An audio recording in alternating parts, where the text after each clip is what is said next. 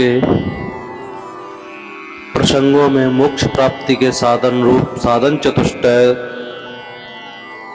तत्व विवेक का वर्णन किया गया, जिससे साधक शरीर की रचना का ज्ञान प्राप्त कर मोक्ष के 4 साधनों की साधना करके मोक्ष को प्राप्त हो सके।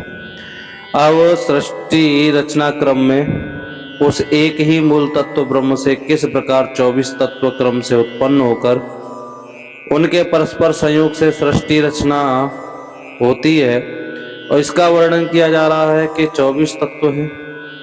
पंच सूक्ष्म भूत, पंच ज्ञानेन्द्रियां, पंच कर्मेंद्रियां, पंच महाभूत तथा अंतःकरण चतुष्टय।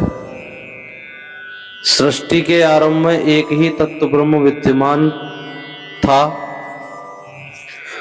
यह चेतन तत्व था, किंतु वह शांत अवस्था में अवस्थित था, जिसमें कोई क्रिया या हलचल नहीं थी। उसी की एक शक्ति माया शक्ति साम्य अवस्था में उसके एक देश में अवस्थित थी। जब इस ब्रह्म रूपी चेतना शक्ति का जागरण हुआ तो माया रूपी प्रकृति में भी क्षोभ उत्पन्न हुआ, जिससे वह सत्व रज एवं तम तीनों गुणों से अभिव्यक्त हुई।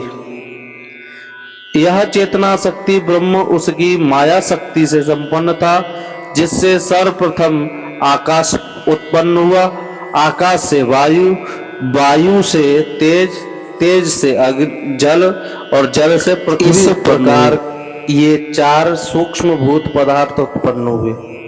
सृष्टि रचना का आगे का क्रम इन्हीं से आरंभ हुआ है।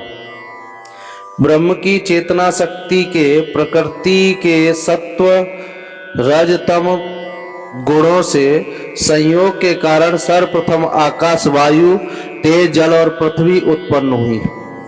इसके बाद आकाश के सात्विक भाग का चेतना शक्ति के संयोग से कर्ण, वायु के सात्विक भाग से त्वचा और अग्नि के सात्विक भाग से आंख, जल के सात्विक भाग से रसना जिसे जिह्वा कहते हैं, और पृथ्वी के सात्विक भाग से नासिका उत्पन्न हुई।